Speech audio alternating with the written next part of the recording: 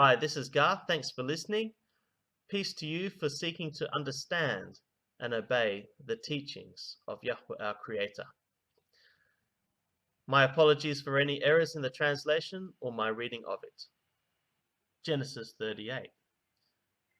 And it happened at that time that Yehudah went down from his brothers and turned aside to a certain Adullami, whose name was Hirah. There Yehudah saw the daughter of a certain Canaanite, whose name was Shua. He took her and went into her, and she conceived and bore a son, and he called his name Er. She conceived again and bore a son, and she called his name Ornan. Yet again she bore a son, and she called his name Shelah. Yehudah was in Kazib when she bore him.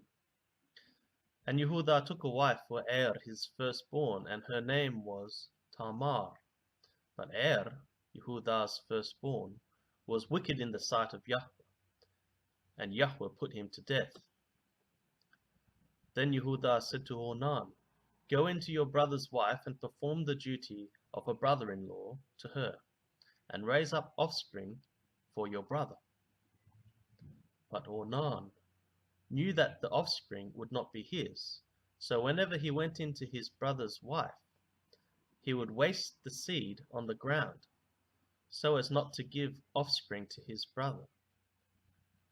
And what he did was wicked in the sight of Yahweh, and he put him to death also. Then Yehudah said to Tamar his daughter-in-law, "Remain a widow in your father's house, till Shelah my son grows up."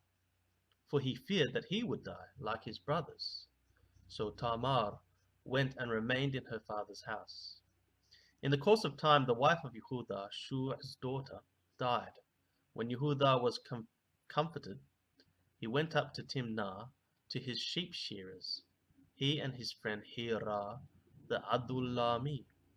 And when Tamar was told, "Your father-in-law is going up to Timnah to shear his sheep," she took off her widow's garments and covered herself with a veil, wrapping herself up, and sat at the entrance to Enaim, which is on the road to Timnah, for she saw that Shelah was grown up, and she had not been given to him in marriage. When Yehudah saw her, he thought she was a prostitute, for she had covered her face. He turned to her at the roadside and said, "Come, let me come in to you." For he did not know that she was his daughter-in-law. She said, "What will you give me that you may come in to me?" He answered, "I will send you a young goat from the flock." And she said, "If you give me a pledge until you send it." He said, "What pledge shall I give you?" She replied, "Your signet, and your cord, and your staff that is in your hand." So he gave them to her, and went in to her, and she conceived by him. Then she arose and went away, and taking off her veil, she put on the garments of her widowhood.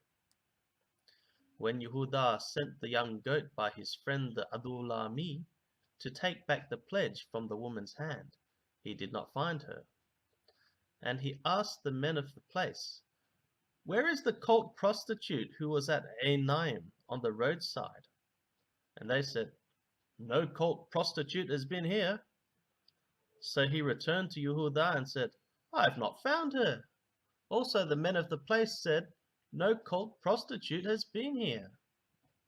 And Yehudah replied, "Let her keep the things as her own, or we shall be laughed at. You see, I sent this young goat, and you did not find her." About 3 months later, Yehudah was told, "Tamar, your daughter-in-law, has been immoral. Moreover, she is pregnant by immorality." And Yehudah said, "Bring her out, and let her be burned."